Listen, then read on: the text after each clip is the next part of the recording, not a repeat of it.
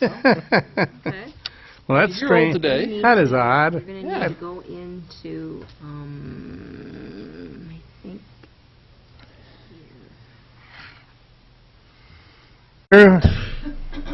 We have any citizens or public comments?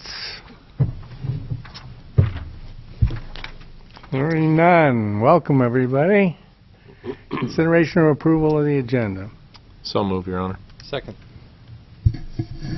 Clerk will call the roll. Starr. Aye. Yeager. Aye. Friesman. Aye. Hammond. Aye. Malero. Aye. Agenda is approved as submitted. Consideration or approval of the minutes of the November 16 and November 21 meetings. Any questions or discussion?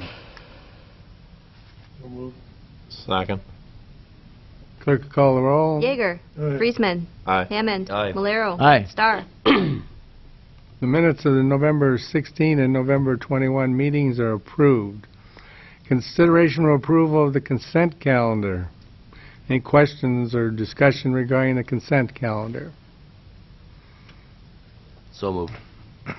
Second. Clerk will call the roll. Friesman. Aye. Hammond. Aye. Malero. Aye. Starr. Aye. Yeager. Consent calendar is approved as submitted. I have no comments as mayor. Consideration of resolution 92-16 approving transit agreement. Discussion. Well, at our workshop the other night, we looked at the renewal of the transit agreement for 2017. That runs actually from July to June here this fiscal year. And we were looking at some of the numbers last time provided to us from NIACOG as far as the ridership goes.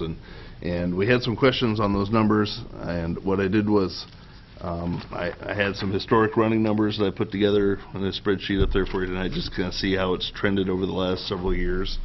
And the number that we received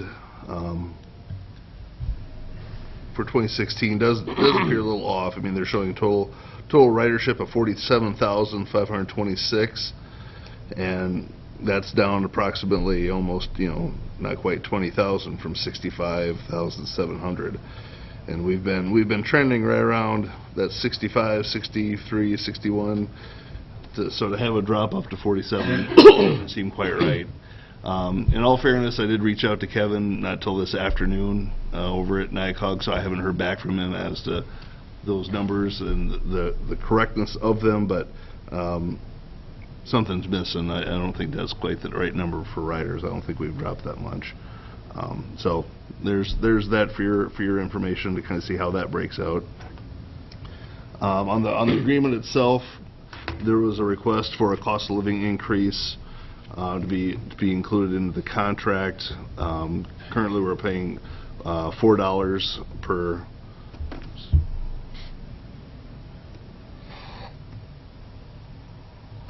rider in there, and so rather than a cost, and I'm not quite sure what the initial request was, but I know Kevin mentioned that he felt that was too high. So what he did include was a 3% increase, which is the lower of the two rates found in the CPI based on transit increase in CPI index. So basically what you're seeing there in that 12 cents is a 3% increase on the $4. So $4.12, and otherwise the agreement is the same. Last year we did increase the ticket pricing for students, going from $1 to $1.50. Proportionally, it hasn't really affected the numbers, as the proportions are still the same, but like we've talked about, that overall number appears to be quite a bit lower than where it has been in the years past. And so can't say that ticket price change was a direct impact on reduced ridership for students, because their overall numbers are down if you go by those numbers there. So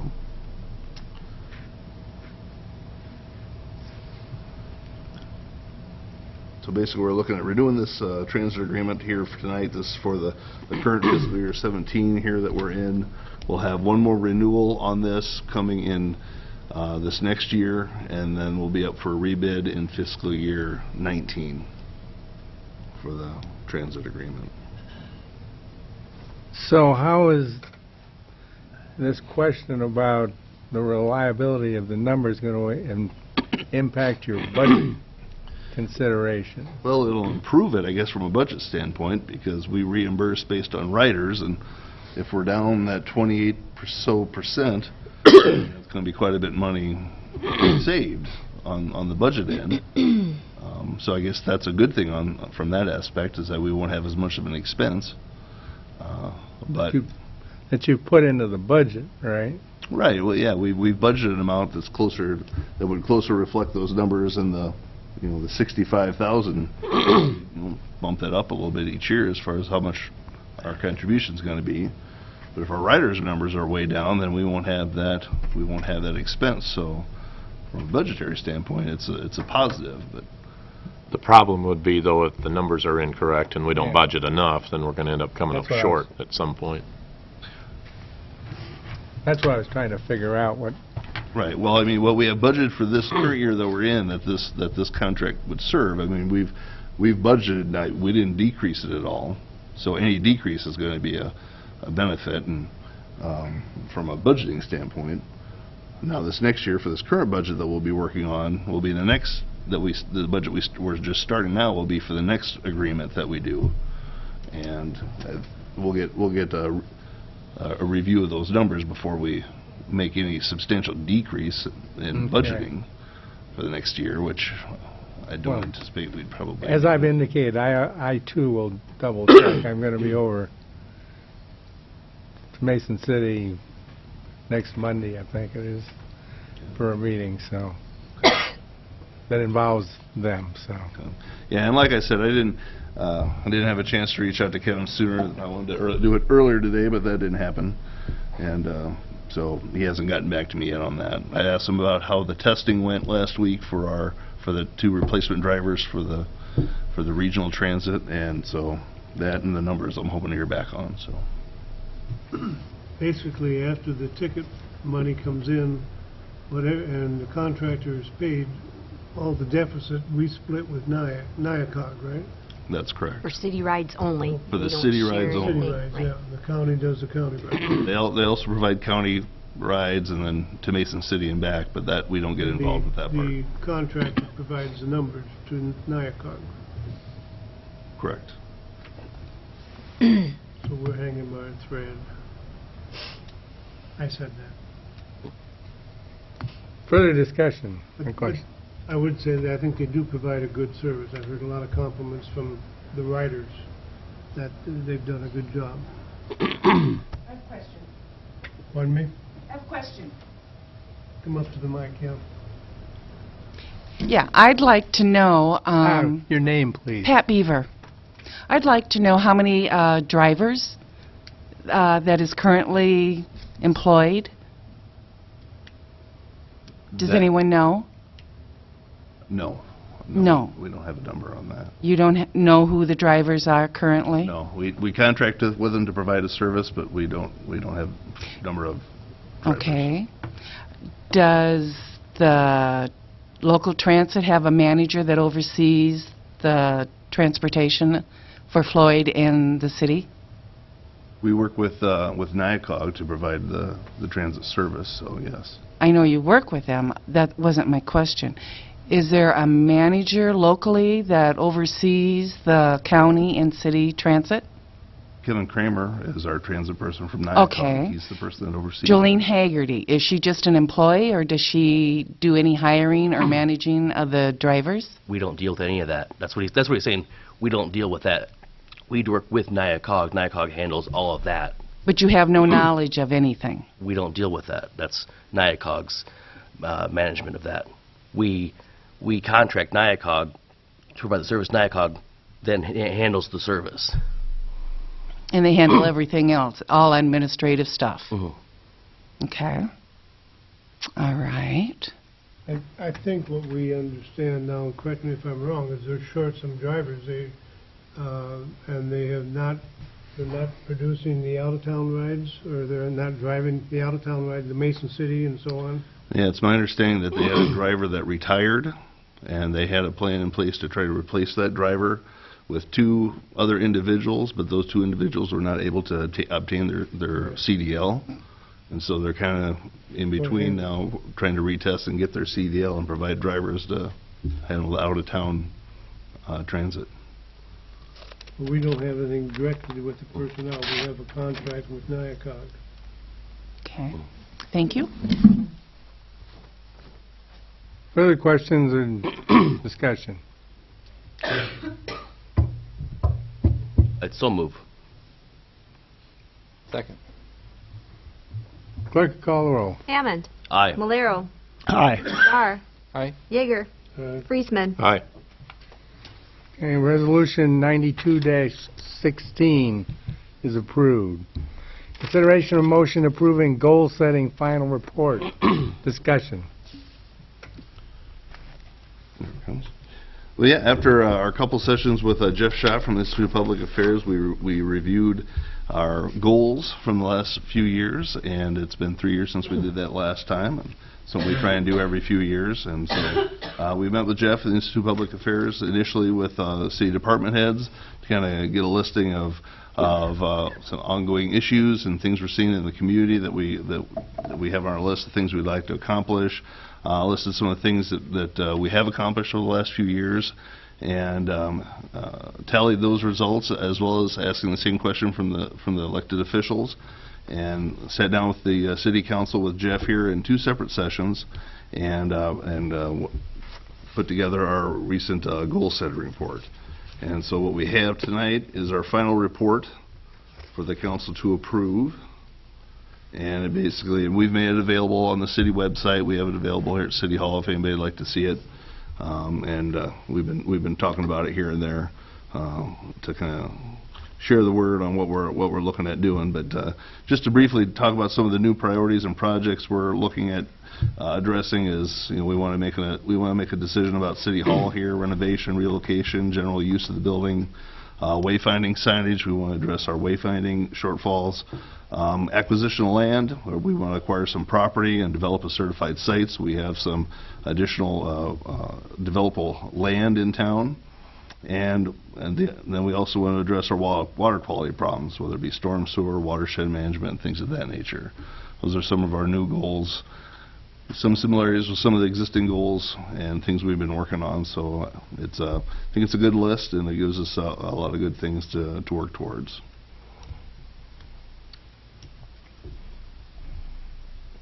Discussion?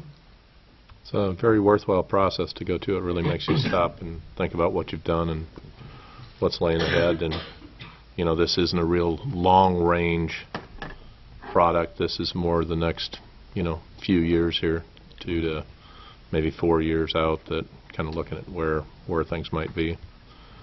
So I guess I appreciate the time that everybody put into working on this. I would so move. Second. The only other thing I would add is we have built into this, as part of the report, some periodic updating or presentations as to progress, and sort of an identification of who's taking the lead and all that sort of thing for action plans. And I, as part of the conversation,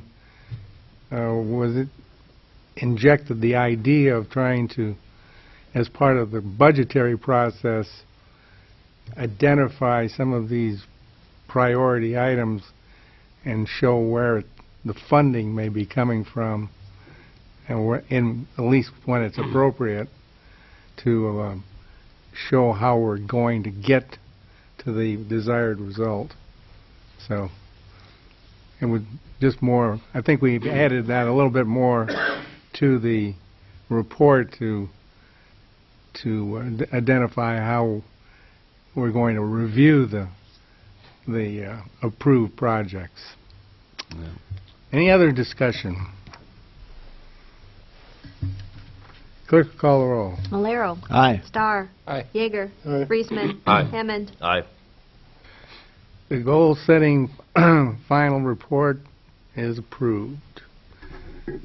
Consideration of motion approving temporary relocation policy for 2017 housing rehab grant.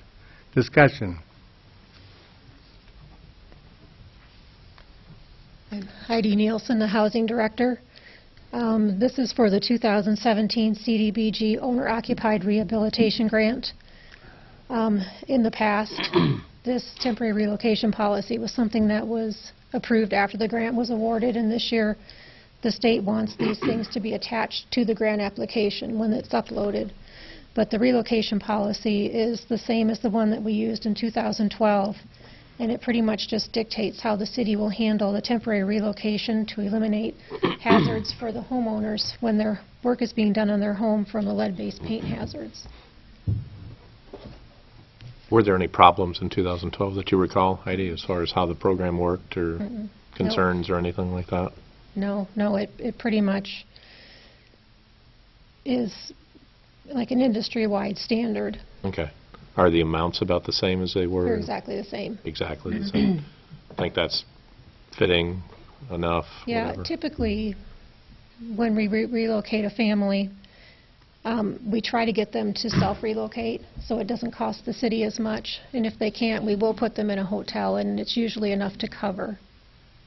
You know, unless their project is, you know, really involved or we have problems getting the lead clearance testing.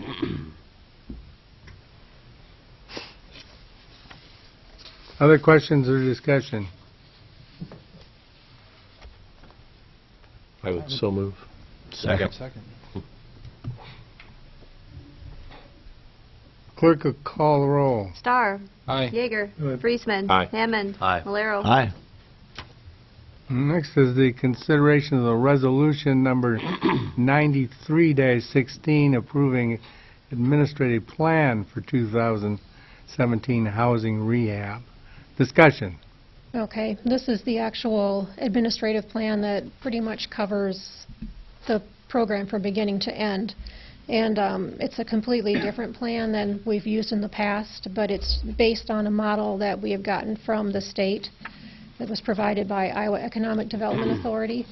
Steve Wendt, he's the one that drafted the admin plan for us, and pretty much the only deviations from the model plan were in the work distribution, because our city is unique to all the other cities that they work with, that we do most of the work in-house, and they usually, you know, do all of the field work, all of the specifications for the other cities, where we do it ourselves.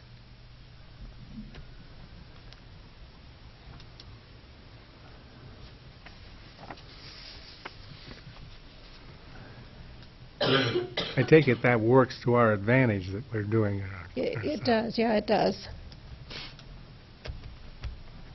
It provides us with a larger contribution for the city.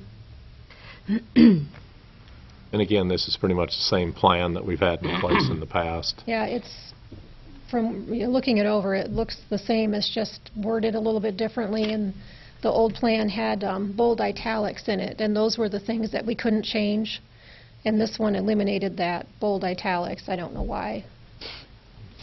But the step we still can't do is still there, right? Right, well, I'm guessing the reason that's why they want it approved beforehand is because Right. they want to be able to see it before they approve the grant application. I'd And so Bra- move. Go ahead. Sorry, Brad, have you looked through this, or your office looked at it? Yeah, I spent about 20 minutes looking over this before I came here, and I didn't see anything. Okay. Okay. Thank you. I'd second. Clerk will call the roll. Yeager. Aye. Friesman. Aye. Hammond. Aye. Malero. Aye. Starr. Aye. Resolution 93-16 is approved. Thank you. Thanks, Heidi. Miscellaneous correspondence. None, Your Honor. City Attorney's report. Nothing at this time, Your Honor. City Clerk's report. We will have a planning session on December 14th at 7 o'clock p.m. City Administrator's report.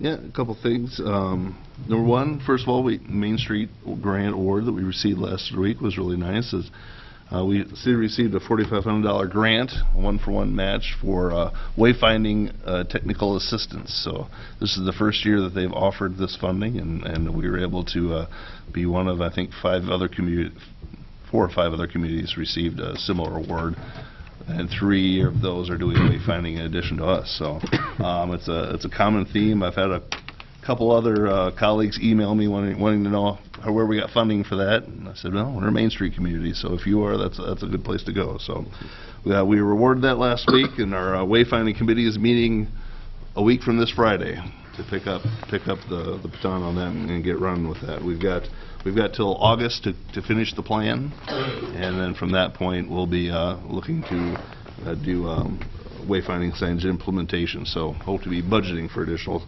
signage during this new budget season coming up. Canadian National Railroad, just in the next 3 days, are going to be working on 3 intersections. We learned this morning when we saw the roads were closed, and we contacted the railroad and let them know they need to contact us before they do that, and so there was some miscommunication there.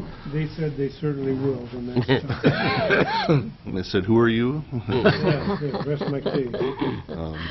But they're going to be working at the North Main intersection right there at the 900 block, right by Simply Essentials, improving that crossing. They're also going to be working on the one at North Iowa and Brackett, and then the one at 19th Avenue in Kenwood that goes north and south. So over the next 3 days, those crossings will be in a certain state of repair. Grand and E Street are guaranteed to be open. Let's see, also Mid-American is going to be doing work up there as well. They're installing an additional gas line for Simply Essentials, and that's in the vicinity of there by Lane and North Grand. So that work is kind of happening at the same time. Earlier today, we met with FEMA, with the department heads and FEMA officials and State Homeland Security officials to kind of go over our FEMA public assistance disaster designation from the flood. And so we reviewed the FEMA process. Something new that they're offering this year is something that kind of derived from Hurricane Sandy, and that is a program that they incentivize things to happen quicker to get a stronger reimbursement. So they're offering typically a FEMA reimbursement is 75% of the cost, and then the state will kick in 10%, and then the city has the remaining 15%. Well, and they told us a little bit about this right after the flood, that anything done within the first 30 days would qualify for an 85% reimbursement rather than 75%. And so, not that we would have waited anyway, but sometimes areas delay and they don't get things taken care of. Iowa, it's typically not a problem. Things usually get cleaned up right away, and that was the case with us. We got most of our work done within those first 30 days, at least a good majority of it. So we're going to be able to qualify for that additional 10%. We still have a few things left over, some sand cleanup and things on the trail, that if we can get that done here before December 21st, I think is the official cutoff, we can still qualify for the 85%. But then when you go from 30 days to 90 days, or I'm sorry, 30 days to 60 days, it's 80%. So you still get a bonus. So anyway, good meeting today with that to kind of lay those things out, and we'll be working on those reimbursements. Last week we met with another federal agency, the EPA, and we sat down and talked about things that we could be doing and how they can be of additional assistance to help with flood mitigation efforts. And we talked about getting generators for our lift stations. We have one portable generator for our 4 lift stations, and so they might be able to help us get some permanent generators for those lift stations. Also looked at doing additional slip lining and maybe a lift station relocation, things of that nature. We're hoping that they can come through with some funding to help us to pursue those things. The slip lining, you know, we're doing that on an annual basis, but we're about 20 years away from having the town completed. So if we could get some additional funding for that, that would help speed up that process and reduce inflow and infiltration and just be better overall. Just a reminder, Thursday night we have our next law enforcement committee meeting, so council members that are on that committee, we're meeting here at 5 o'clock for law enforcement committee. And then I also hope to be getting out our draft budget schedule this week for budget season, which is coming up here, so I'll be sending those out. I hope to keep it about the same. We'll see how the dates work out and see what works for everybody, but we'll be looking at that here before we know it. So. Just ask Steve one quick question. Noticed in the minutes that South Johnson property. Yes. Any kind of an update on that, or where that's at? Or I'm going to put that on the workshop for next Wednesday. Yep. No real updates. We talked to the property owners.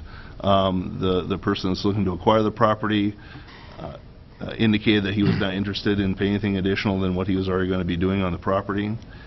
And the person selling the property was less cordial. Okay. No, I shouldn't say that. They said they've put everything into the property that they're willing to, and they've paid their last tax payment and they're done. So, Brad and I talked about last week. There wasn't anything new. I don't think anything new has happened since then. So we'll talk about that again on Wednesday and see where we're at. Thank you. That's all I have, Mayor. Thank you. Board, commission, or committee reports? Hearing none, is there a motion to adjourn? So move, Your Honor. Second. All those in favor signify by saying aye. Aye. Those opposed? We're adjourned. We get anything on the 7th, 14th? Forget those. I think the first time I did, it was like 140 some ISI calls. Last time it was 16 for me. It's like, I was closing down, getting ready to come here. It's like, oh, okay. We'll see the Mason City. I was thinking you had to go in someplace else.